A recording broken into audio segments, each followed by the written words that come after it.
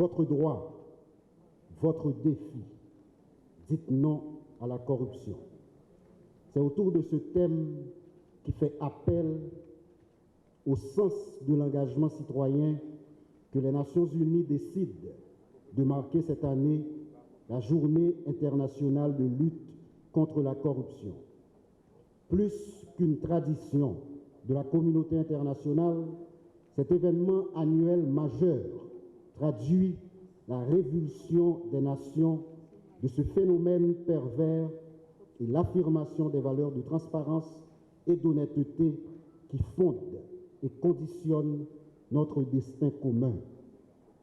En s'adhérant massivement à la Convention des Nations Unies contre la corruption, ces 189 États sur 195 formellement reconnus dans le monde ont compris, comme l'a soutenu le secrétaire général des Nations Unies, que ce vice constitue un acte de trahison ultime de la confiance publique, un ennemi commun à abattre. La majorité des peuples du monde entier ont compris que cette grande trahison suscite les injustices, encourage la criminalité, creuse davantage les disparités, détruit le vivre ensemble et fissure conséquemment la nation.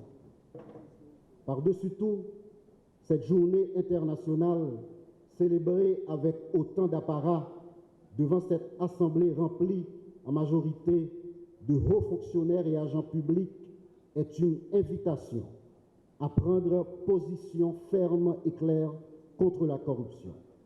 Elle témoigne également la volonté du gouvernement de la République, dirigé par le docteur Ariel Henry, de mettre l'accent sur la bonne gouvernance et la redevabilité.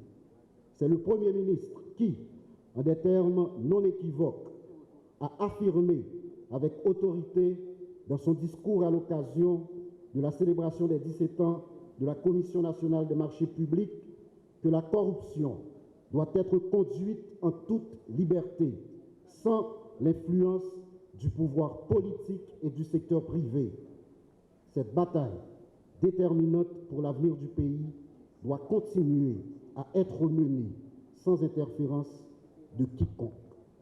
Nous revendiquons au niveau de l'ULCC cette autonomie et cette neutralité qui nous a permis de marquer l'histoire de la lutte contre la corruption en Haïti en posant sous le couvert de la loi des actions de répression inédites et en soumettant courageusement à la justice en août dernier 10 rapports d'enquête d'envergure concernant de grands dossiers qui épinglent diverses catégories de personnes issues d'horizons politiques, économiques et sociaux divers.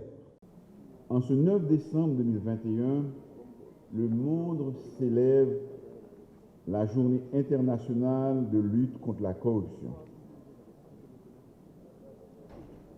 C'est le témoignage de la volonté exprimée par les Nations Unies pour sensibiliser les États, qu'ils soient riches ou pauvres, sur les conséquences dévastatrices de ce fléau et pour faire connaître le rôle des conventions contre la corruption dont Haïti est partie. La problématique de la corruption devient une question qui intéresse l'ensemble de la communauté mondiale et mobilise les acteurs issus de tous les secteurs.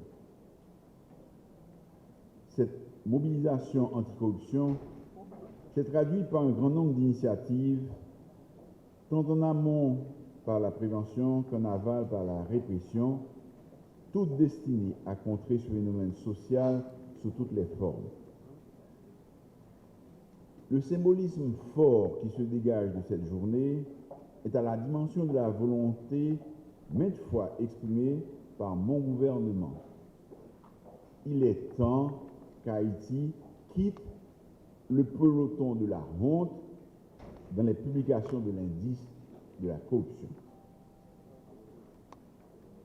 La lutte à laquelle nous sommes conviés aujourd'hui doit être celle de toute la nation, celle des femmes et des hommes de bonne volonté, soucieux de voir et de contribuer non seulement à améliorer les conditions de vie nationales, mais aussi à renverser la tendance et la perception d'un pays où régnerait la corruption.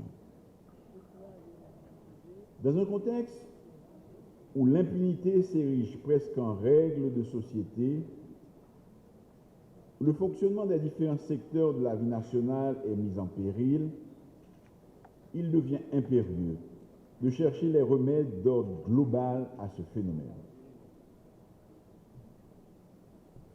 L'attachement ombilical à l'état de droit, la garantie des poursuites et l'exigence du respect strict de la loi, tel devrait être le leitmotiv de la lutte contre la corruption. En effet, il est actuellement admis que sans l'observation de ces critères de fond, aucune politique dans ce domaine ne saurait emporter l'adhésion de tous les acteurs. Aucun discours moralisateur ne serait crédible et que la corruption et la dilapidation des biens publics ne pourraient que s'accentuer. Aujourd'hui, il ne fait l'ombre d'aucun doute que là où la corruption fait la loi, le développement durable est impossible à réaliser. Il est inconcevable d'envisager le développement durable si nous ne tâchons pas d'abord d'assainir et de moraliser l'administration publique.